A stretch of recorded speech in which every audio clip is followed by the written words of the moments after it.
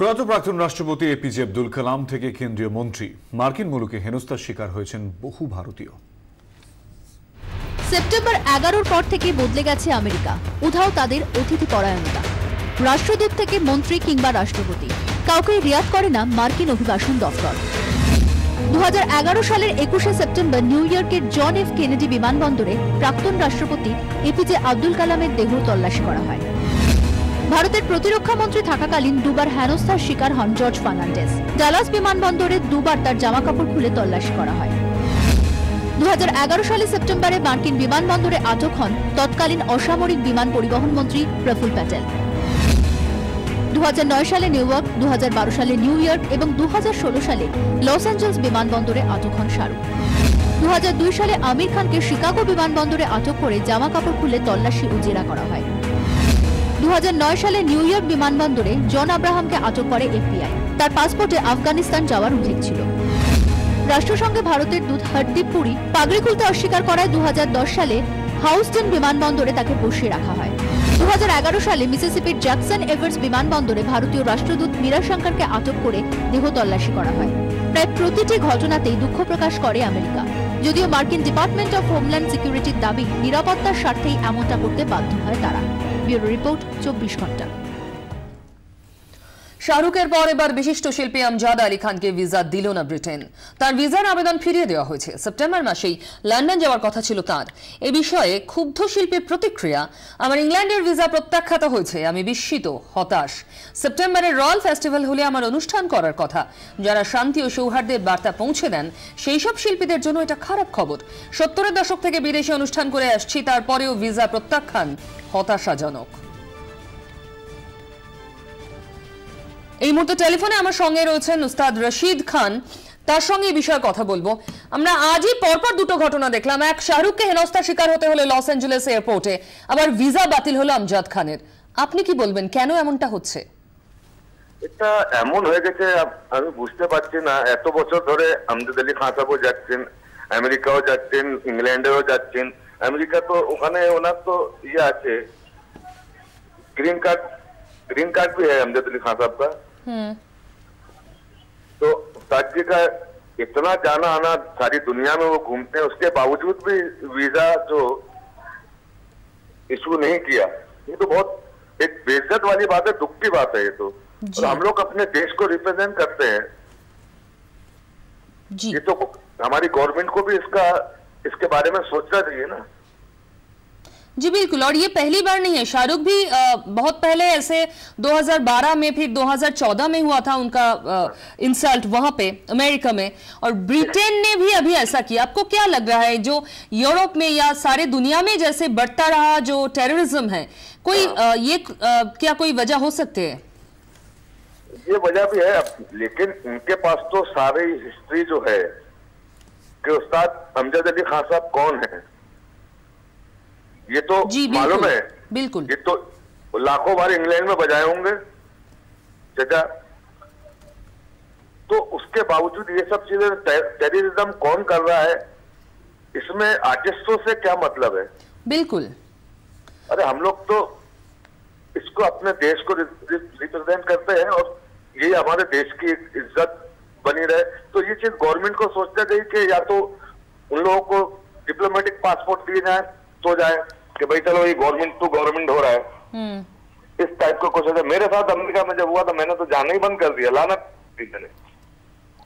ये क्या मजहब के नाम पे ही हो रहा है? आपको क्या लग रहा है? क्या मजहब, ये समझ के बाहर हो गया है। इंसान में एक इंसानियत ही नहीं रही, तो वह इंसान किस काम का? ये करते हैं तो सब बोलते हैं। रशीद जी शुक्रिया।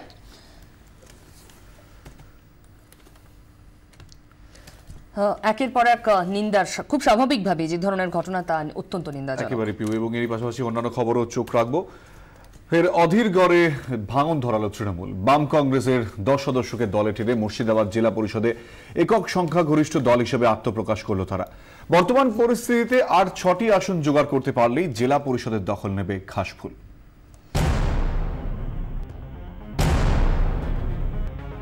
জঙ্গিপুর, জিয়াগঞ্জ, আজিমগঞ্জ, বেলডাঙ্গা পুরসভার পর এবার জেলা পরিষদেরও দখল নেওয়ার পথে তৃণমূল। শুক্রবার তৃণমূলে যোগ দিলেন মুর্শিদাবাদ জেলা পরিষদের 2 কর্মাধ্যক্ষ সহ 8 কংগ্রেস সদস্য।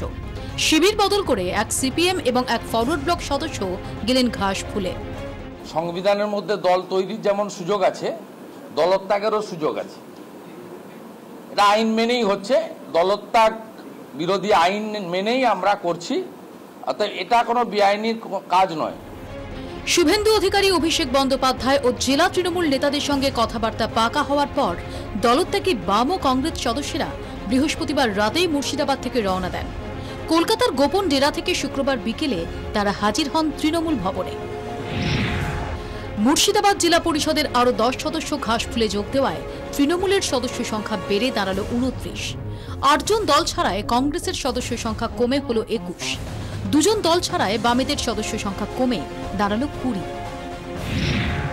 এদিন দলবদলের পর 70 আসনের জেলা পরিষদে একক সংখ্যাগরিষ্ঠ দল হিসেবে আত্মপ্রকাশ করল তৃণমূল। ম্যাজিক ফিগার থেকে 7 আসন পিছিয়ে রইল তারা। 1 সদস্য বিধায়ক নির্বাচিত হওয়ায় এখন মুর্শিদাবাদ জেলা পরিষদের নির্বাচিত সদস্য সংখ্যা 69। ফলে অন্য দল থেকে আর 6 জন সদস্য যোগ দিলেই জেলা পরিষদের দখল নেবে তৃণমূল। যে মুর্শিদাবাদ জেলায় 18% ভোট লোকসভায় পেয়েছিলাম, এবারে প্রায় 32 পেয়েছি। তার মানে যারা লোকসভাতে আমাদের ভোট দেননি এমন প্রায় 14% লোক আমাদের ভোট দিয়েছে। তৃণমূল কংগ্রেসের ভোট বাড়ার ক্ষেত্রে ভোটাররা যারা, এই নির্বাচন তো একটা প্রক্রিয়া, সেই প্রক্রিয়াতে ভোটারদের পছন্দ অপছন্দ করার সুযোগ রয়েছে। ভোটারদের যে পরিবর্তন, সেই পরিবর্তনটা জনপ্রতিনিধিদের মধ্যে ঘটবে, এটা অত্যন্ত স্বাভাবিক। 2013 পঞ্চায়েত ভোটে মুর্শিদাবাদ জেলা পরিষদে মাত্র 1টি আসন পেয়েছিল তৃণমূল। অন্য দলের সদস্যদের তৃণমূলে যোগদান করিয়ে 3 বছরের মধ্যেই তা পৌঁছে গেছে 29-এ। মুর্শিদাবাদে দলের পর্যবেক্ষকের দায়িত্ব পেয়েই অধীর চৌধুরীকে কোণঠাসা করার কাজটা শুরু করে দিয়েছেন শুভেন্দু অধিকারী। বিধানসভা ভোটে জেলায় 4 আসন, তারপর দল ভাঙিয়ে 3 পুরসভা দখল ও জেলা পরিষদে একক সংখ্যাগরিষ্ঠ দল হিসেবে আত্মপ্রকাশ।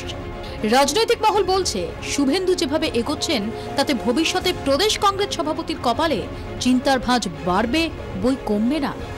ব্যুরো রিপোর্ট, 24 ঘন্টা। বিধানসভা ভোটে বিপুল জয়ের পর কংগ্রেসের শক্ত ঘাঁটি মালদা, মুর্শিদাবাদ থেকেই হাত মুছে দিতে চাইছে তৃণমূল। আর জোর গলায় সে কথা বলছেন 2 জেলা দলের পর্যবেক্ষক শুভেন্দু অধিকারী। ইতিমধ্যে অপারেশন শুরুও করে দিয়েছেন তিনি। কংগ্রেসের অভিযোগ, ভয় আর লোভ দেখিয়ে দল ভাঙাচ্ছে তৃণমূল। রাজ্যে কংগ্রেসকে সাইনবোর্ডে পরিণত করাই টার্গেট তৃণমূলের, কিন্তু বাদ সাধছে মালদা, মুর্শিদাবাদ। মুর্শিদাবাদে অধীর চৌধুরীর সঙ্গে ইগোর লড়াই। মালদাতেও কংগ্রেসের সংগঠন বেশ মজবুত, কিছুতেই বাগে আনা যাচ্ছে না। মান্নান হোসেন, হুমায়ুন কবিরদের দলে টেনেও নবাবী তালুকে অধীর চৌধুরীকে এতদিন বেকায়দায় ফেলতে পারেনি তৃণমূল। ইন্দ্রনীল সেনকে সরিয়ে শুভেন্দু অধিকারীকে পর্যবেক্ষকের দায়িত্ব দেওয়ার পরই মুর্শিদাবাদে ক্রমশ মাথা তুলছে ঘাসফুল। একা কুম্ভ সামাল দিতে হিমশিম খাচ্ছেন অধীর চৌধুরী। শুভেন্দু দায়িত্ব নেওয়ার পর বিধানসভা ভোটে মুর্শিদাবাদের তৃণমূলের আসন সংখ্যা 1 থেকে বেড়ে হয়েছে 4। 21শে জুলাইয়ের মঞ্চে কংগ্রেস ছেড়ে তৃণমূলে যোগ দিয়েছেন খোদ অধীর চৌধুরীর শ্যালক অরিত্র মজুমদার। মুর্শিদাবাদ জেলায় রয়েছে 7টি পুরসভা। ধুলিয়ান ছাড়া কোনো পুরসভাই তৃণমূলের দখলে ছিল না। বাম কংগ্রেস কাউন্সিলরদের ভাঙিয়ে এনে গত মাসে জঙ্গিপুর এবং জিয়াগঞ্জ আজিমগঞ্জ পুরসভার দখল নেয় তৃণমূল। গত বুধবার একইভাবে বেলডাঙ্গা পুরসভা চলে যায় ঘাসফুলের দখলে। বহরমপুর, কান্দি ও মুর্শিদাবাদ জেলায় মাত্র 3টি পুরসভা এখন রইল কংগ্রেসের দখলে। বাম কংগ্রেস সদস্যদের দলে টেনে মুর্শিদাবাদ জেলা পরিষদ দখল করতে চাইছে তৃণমূল। ডিএম নিজে বলছে তুমি আমাদের সঙ্গে এসো, মানে তৃণমূলের সঙ্গে এসো। আর যদি না আসো তাহলে সেখানকার পুলিশের একটা অংশ থানায় থানায় তাদেরকে দায়িত্ব দেওয়া হয়েছে কংগ্রেসের নির্বাচিত জনপ্রতিনিধিদের ভয় ভীতি দেখিয়ে তৃণমূল দলে যোগদান করাতে বাধ্য করা। এইভাবে একদিকে সন্ত্রাস, আরেকদিকে প্রলোভন দেখানো হচ্ছে যে যোগদান করো, টাকার অভাব নেই, চাকরির অভাব নেই। কংগ্রেসের আরেক শক্ত ঘাঁটি মালদাতেও তৃণমূলের পর্যবেক্ষক শুভেন্দু অধিকারী। বিধানসভা ভোটে বিরাট সাফল্যের মধ্যেও গনি খান চৌধুরীর জেলায় কোনো আসন জিততে পারেনি তৃণমূল। তবে রাজনৈতিক মহল বলছে পরিস্থিতি ক্রমশ বদলাচ্ছে। গাজলের সিপিএম বিধায়ক দীপালি বিশ্বাস তৃণমূলে যোগ দিয়েছেন। গত পুর ভোটে মালদা জেলার 2টি পুরসভায় দখল করার পর এবার জেলা পরিষদ দখলে নজর দিচ্ছেন শুভেন্দু অধিকারী। সূত্রের খবর, মালদা জেলা পরিষদে কংগ্রেস এবং বামফ্রন্টের শরিক দলের সদস্যদের মধ্যে অনেকের তৃণমূলে যোগদান নিয়ে চলছে আলোচনা। দীপালি বিশ্বাসের মতো অনেক নির্বাচিত জনপ্রতিনিধি মালদাতে তৃণমূল কংগ্রেসে আসবে। আগামী কিছুদিনের মধ্যেই মুর্শিদাবাদ এবং মালদা জেলা পরিষদ তৃণমূল কংগ্রেস দখল করবে, এই আত্মবিশ্বাস, কনফিডেন্ট আমার আছে, আমাদের আছে। রাজনৈতিক মহল বলছে মুর্শিদাবাদে কংগ্রেসের গোষ্ঠী কোন্দল তুঙ্গে, ভাঙছে দলীয় কর্মীদের মনোবল। তার 16 আনা ফায়দা নিচ্ছে তৃণমূল। অনেকটা মুকুল রায়ের কায়দায় এখন শুভেন্দু অধিকারী অন্য দলের জনপ্রতিনিধিদের তৃণমূলে সামিল করছেন। দল বদল করে তৃণমূলে যোগ দেওয়ার পর জয়ের উদাহরণ যেমন আছে, তেমন পরাজয়ের উদাহরণ রয়েছে। অজয় দে, অসিত মালরা ভোটে জিততে পারেননি, তাই 211-র বিপুল সাফল্যের পরও অন্য দল ভাঙিয়ে এনে আখেরে শাসক দলের লাভ কতটা হবে তা নিয়ে প্রশ্ন তুলছে রাজনৈতিক মহলের একাংশ। ব্যুরো রিপোর্ট, 24 ঘন্টা। বিধানসভা পুরসভা ভোট শেষ, পঞ্চায়েত ভোট হতে বাকি আরো প্রায় 2 বছর। তাতে কি, সংখ্যায় যেখানে শেষ কথা, সেখানে বছর ভরি চলতে থাকে টানাটানি দলবদল। তার জেরে তৃণমূলের টোপে বেসামাল বিরোধীরা। একটার পর একটা পুরসভা, জেলা পরিষদ হাতছাড়া হচ্ছে। বিরোধীরা বলছে জোর করে দল ভাঙাচ্ছে শাসক দল। কোনো অনৈতিক কাজ হচ্ছে না, পাল্টা দাবি শাসক দলের। 5 বছর পর ফের রাজ্যে ক্ষমতায় তৃণমূল কংগ্রেস। অনেক কঠিন লড়াইয়ে কার্যত হাসতে হাসতে বিপুল সংখ্যাগরিষ্ঠতা নিয়ে দ্বিতীয় দফা শুরু করেছেন মমতা বন্দ্যোপাধ্যায়। বাম কংগ্রেস জোটকে শুইয়ে দিয়ে 211টি আসন নিঃসন্দেহে মমতা বন্দ্যোপাধ্যায়ের রাজনৈতিক জীবনের সবচেয়ে বড় জয়। বিধানসভা পুরসভা ভোট শেষ হয়েছে, এরপর পঞ্চায়েত ভোট 2018। তৃণমূলের পক্ষে এই মুহূর্তে খাতায় কলমে পরিসংখ্যানটা এইরকম: বিধানসভায় 294, 211, জেলা পরিষদে 19-এ 15, পুরসভায় 119-এ 112। 34 বছর রাজত্ব করা বাম সরকারও এই পরিসংখ্যানকে ঈর্ষা করবে। জেলা ও মহকুমা পরিষদ এবং পুরসভা ভিত্তিক এই ম্যাপেই পরিষ্কার ক্রমশ বিলীন হওয়ার পক্ষে বিরোধীরা। কিন্তু এখানেই থেমে থাকতে রাজি নয় তৃণমূল। তাই ভোটের পরেও রাজ্যকে সম্পূর্ণ বিরোধী মুক্ত করতে কোনো কসুর করছেন না দলের সেনাপতিরা। মালদা, মুর্শিদাবাদ বরাবরই মমতা বন্দ্যোপাধ্যায়ের থেকে মুখ ফিরিয়ে থেকেছে। এবার বিধানসভায় মুর্শিদাবাদ থেকে 4টি আসন বের করে অধীর চৌধুরীর ভিতে বড়সড় ধাক্কা দিতে পেরেছেন মমতা বন্দ্যোপাধ্যায়। তার রেস্টে নেই সেই মুর্শিদাবাদকেই আপাতত পাখির চোখ করেছেন তৃণমূল নেত্রী। কার্যত নিঃশব্দেই একটার পর একটা পুরসভা চলে যাচ্ছে ঘাসফুলের দখলে। জেলা পরিষদও হাতছাড়া হওয়ার মুখে। শিলিগুড়িতে অশোক মডেল এখন অনেকটাই ফিকে। দলের অন্দরেই উঠছে অশোক বিরোধী হাওয়া। ফলে শিলিগুড়ি মহকুমা পরিষদও আর বামেদের কাছে নিরাপদ নয়। তবে এখানে প্রশ্ন উঠছে, ভোটে না জেতা জায়গাগুলিকে এভাবে দখল করা কি গণতন্ত্রের পক্ষে ভালো? রাজনৈতিক বিশ্লেষকদের মতে বিরোধীদের এই প্রশ্নের উত্তর রয়েছে তাদেরই দলত্যাগী নেতা নেত্রীদের আচরণে। শাসক দল যেমন ভাঙানোর খেলায় মেতেছে, তেমনি ঘাস ফুলে বিছানো বাগানকেই একমাত্র নিরাপদ আশ্রয় বলে মনে করছেন বিরোধীদের একটা বড় অংশ। তাই যতটা না শাসকের ভাঙানো, তার চেয়ে বেশি বিরোধীদের স্বেচ্ছায় শিবির বদল। তবে তর্কে বহুদূর যেতে রাজি নয় শাসক দল।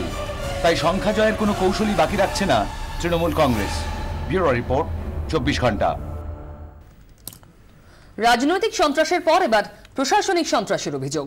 বিরোধীদের ওপর প্রশাসনিক সন্ত্রাসের অভিযোগ তুলে সরব হলেন সূর্য মিশ্র, অধীর চৌধুরীরা। অভিযোগ, আক্রমণের জোড়া ফলায় বিঁধে নির্বাচিত সংস্থাগুলোকে ধ্বংস করতে চাইছে রাজ্যের শাসক দল। বিরোধীদের রীতিমতো ধসিয়ে দিয়ে বিধানসভা ভোটে তৃণমূলের বিরাট জয়। তাতেও থামেনি ঘাসফুলের বিজয় রথ। 21শে জুলাইয়ের সমাবেশেই 211-র অঙ্কটা বেড়ে হয়েছে 213। এই বাজারে বিরোধী টিকিটে ভোটে জিতেও দল ছেড়েছেন সিপিএমের দীপালি বিশ্বাস। ঘাসফুলে নাম লিখিয়েছেন কংগ্রেস বিধায়ক তুষারকান্তি ভট্টাচার্য। বিরোধীদের দখলে থাকা জেলা পরিষদ, পুরসভার সদস্যরাও দলে দলে নাম লেখাচ্ছেন তৃণমূলে। শাসক দলের বিরুদ্ধে হামলা, মারধরের অভিযোগ তো ছিলই। এবার সেই সঙ্গে প্রশাসনিক সন্ত্রাসের অভিযোগ তুলল সিপিএম কংগ্রেস। শাসক দলের কে মুখ হবে, ওখানে নেতা কে হবে, সেটা ওরা ঠিক করে দেবে প্রশাসন থেকে। এক্স অফিসিও কি বলা যায় যে জেলা তৃণমূল কংগ্রেস সভাপতি এক্স অফিসিও ভূমিকা পালন করছেন। অধীর চৌধুরী তো সরাসরি মুর্শিদাবাদের জেলা শাসকের বিরুদ্ধে এই অভিযোগ তুলেছেন। ডিএম নিজে বলছে তুমি আমাদের সঙ্গে এসো, মানে তৃণমূলের সঙ্গে এসো। আর যদি না আসো তাহলে সেখানকার পুলিশের একটা অংশ থানায় থানায় তাদেরকে দায়িত্ব দেওয়া হয়েছে কংগ্রেসের নির্বাচিত জনপ্রতিনিধিদের ভয় ভীতি দেখিয়ে তৃণমূল দলে যোগদান করাতে বাধ্য করা। বিরোধীদের অভিযোগ, রাজনৈতিক আর প্রশাসনিক সন্ত্রাসের জোড়া ফলায় বিরোধীদের দখলে থাকা পুরসভা, পঞ্চায়েত, জেলা পরিষদগুলি দখল করে নিতে চাইছে তৃণমূল। বাইরের থেকে এই চাপ দেওয়া, এটা কেবল শিলিগুড়ি পুরসভা না, অন্যান্য জেলা পরিষদ, পঞ্চায়েত ইত্যাদি এই একই জিনিস আমরা দেখতে পাচ্ছি। তবে এসব অভিযোগ মোটেই মানছে না তৃণমূল। কংগ্রেস সিপিএম এর যে অনৈতিক জোট, সেই জোটের বিরোধিতার প্রশ্নে, রাজনৈতিক কারণে এবং উন্নয়নের প্রশ্নে তারা তৃণমূল কংগ্রেসে যুক্ত হচ্ছে। বিরোধীরা অবশ্যই উন্নয়ন তত্ত্ব মানতে নারাজ। তাদের পাল্টা অভিযোগ, আদতে ভয়, টাকা আর ক্ষমতার চাপে গণতন্ত্রেরই টুটি চিপে ধরতে চাইছে শাসক দল। ব্যুরো রিপোর্ট, 24 ঘন্টা। রাজ্যপালের কাছে মানস ভূঁইয়ার হয়ে গলা ফাটালেন আব্দুল মান্নানরা। তাদের অভিযোগ, সবংয়ে মিথ্যে খুনের মামলায় ফাঁসানো হয়েছে মানুষকে। আর যাকে নিয়ে এত কাণ্ড, সেই মানুষ তখন ব্যস্ত থাকলেন পাবলিক অ্যাকাউন্টস কমিটির বৈঠকে। সেই বৈঠকে আবার হাজির ছিলেন সুজন চক্রবর্তীও।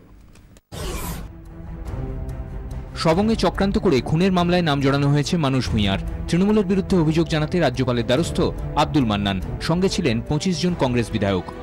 রাজ্য সরকার যেভাবে আচরণ করছে বিরোধী দলকে শেষ করার, এই মানুষকে অপমান করার, রাজ্যপালকে অনুরোধ করেছি আপনি এর ব্যাপারে হস্তক্ষেপ করুন। তবে এই বিধায়কদের ভিড়ে মানস ভূঁইয়া কোথায়? পরিষদীয় দলনেতা, বিরোধী দলনেতা এবং প্রদেশ সভাপতি রাজনৈতিক প্রেক্ষাপট বিবেচনা করে সঠিক আন্দোলনের সময় ঠিক করতে পারেননি। রাজভবনে যখন মানুষের হয়ে সওয়ালে ব্যস্ত মান্নানরা, তখনই কয়েক হাত দূরে বিধানসভায় পাবলিক অ্যাকাউন্টস কমিটির বৈঠক করলেন মানুষ। মানুষের এই কমিটির চেয়ারম্যান হওয়া নিয়ে বিস্তর বিরোধ জারি রয়েছে কংগ্রেসের অন্দরে। খোদ সোনিয়া গান্ধীর অনুমতি চেয়ে চিঠি দিতে হচ্ছে মানুষকে। যাকে পদ ছাড়া নিয়ে এত জলঘোলা কংগ্রেসে, সেই সুজন চক্রবর্তী হাজির হলেন মানুষের বৈঠকে। কংগ্রেসের কেউ অবশ্য মিটিংয়ে ছিলেন না। আনন্দের ব্যাপার, 6th মিটিংয়ে বামফ্রন্টের সদস্যরা যোগ দিয়েছেন। কখনো আমরা মনে করিনি যে পিএসসি বয়কট করতে হবে। চেয়ারম্যানের পোস্ট, কোনো লালালোর গাড়ি, এই নিয়ে বামপন্থীরা কোনোদিন লালায়িত ছিল না। সামান্য সময়ের ব্যবধানে তিনটে ঘটনা, লিঙ্ক একটাই, মানস ভূঁইয়া। রাজনৈতিক মহল বলছে, রাজ্যপালের কাছে দরবার করে আসলে এক ঢিলে দুই পাখি মারল কংগ্রেস। দলীয় কর্মী সমর্থকদের কাছে বার্তা দেওয়া গেল, দল মানুষের পাশেই আছে। 2, যে শাসক দল তাকে এত বিপাকে ফেলেছে, তাদের বিরুদ্ধে কেন মুখ খুলছেন না সবংয়ের বিধায়ক, সে প্রশ্নটাও তুলে দেওয়া গেল। ব্যুরো রিপোর্ট, 24 ঘন্টা। আর্থিক বঞ্চনার অভিযোগ তো ছিলই। নদিয়ার প্রশাসনিক বৈঠকের পর কেন্দ্রীয় প্রকল্পে বরাদ্দ কমিয়ে দেওয়ার অভিযোগও তুললেন মুখ্যমন্ত্রী। ঠিকাদারদের সঙ্গে প্রশাসন আর দলীয় কর্মীদের আঁতাত প্রমাণিত হলে কড়া বন্দোবস্তের হুঁশিয়ারি দিয়েছেন তিনি। শুক্রবার কল্যাণীতে প্রশাসনিক বৈঠক করেন মুখ্যমন্ত্রী মমতা বন্দ্যোপাধ্যায়। বৈঠকে একাধিক বিধায়ক ও মন্ত্রী অভিযোগ করেন, টাকার অভাবে আটকে যাচ্ছে জেলার উন্নয়নের কাজ।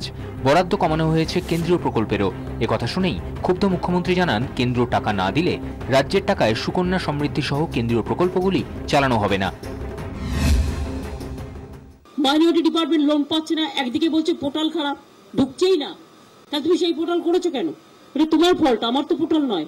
চালাকির দ্বারা সমস্ত স্কিম গভর্নমেন্টের, সেন্ট্রাল গভর্নমেন্টের, যেটা গরিব মানুষের, খেটে খাওয়া মানুষের, টোটালটার উপরই একটা নজরদারি করে, রাজনৈতিক খবরদারি করে টোটালটাকে স্টপ করে দেওয়া হয়েছে।